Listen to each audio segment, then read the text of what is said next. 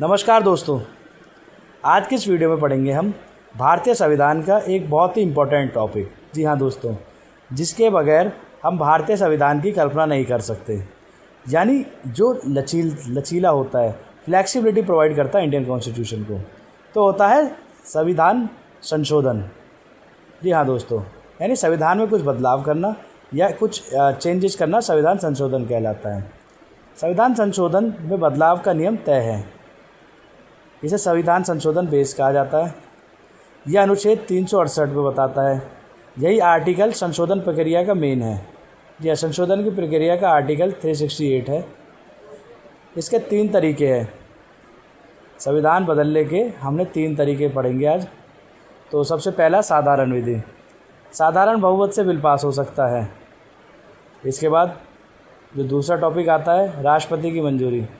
पास होने के बाद राष्ट्रपति की सहमति बहुत ज़रूरी होती है। फिर हम पढ़ते हैं राज्यों से जुड़े बदलाव, नए राज्य बनाना, नाम और सीमा बदलना, यह सब भी संशोधन की प्रक्रिया में आता है। प्रशासन में नागरिकता, जनजाति क्षेत्र और प्रशासन से जुड़े नियम भी बदल सकते हैं। संविधान संशोधन का मतलब है इंडियन कॉन्स्टिट्यूशन में बदलाव या सुधार करना। टाइम के साथ सोसाइटी और कंट्री की नीड्स बदलती है, इसलिए कॉन्स्टिट्यूशंस को अपडेट करना बहुत ज़रूरी होता है। अब जैसा कि हमने जिक्र करा, एक बार दोबारा देखते हैं संशोधन का अधिकार किसके पास है। तो संशोधन करने का अधिकार पार्लियामेंट यानी संसद के पास होता है, और ये पावर आर्टिकल 368 में दिया गया है। आर्टिकल 368 में इसके बारे में लिखा हुआ है।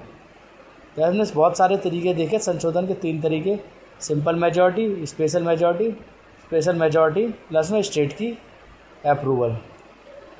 इम्पोर्टेंट अमेंडमेंट्स, संविधान में कुछ महत्वपूर्ण संशोधन हुए हैं जो निम्न प्रकार है। पहला अमेंडमेंट होता है 1951 में, फ्रीडम ऑफ स्पीच। इसके बाद 42nd अमेंडमेंट 1976, मिनी कॉन्स्टिट्यूशंस भी कहते हैं इसे, यानी बहुत चेंजेस किए गए इस टाइम पे।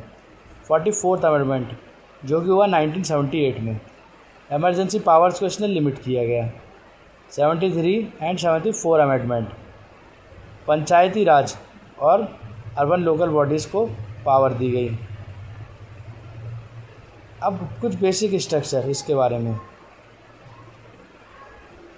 एक डॉक्ट्राइन, बेसिक स्ट्रक्चर आता है डॉक्ट्राइन केस का। यह कॉन्सेप्ट केशव नंदा भारती केस से आया।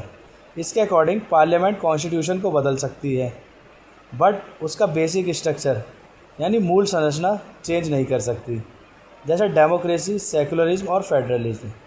तो दोस्तों, आज का टॉपिक होता है ख़त्म। मिलते हैं अपनी नेक्स्ट वीडियो में, तब तक के लिए नमस्कार।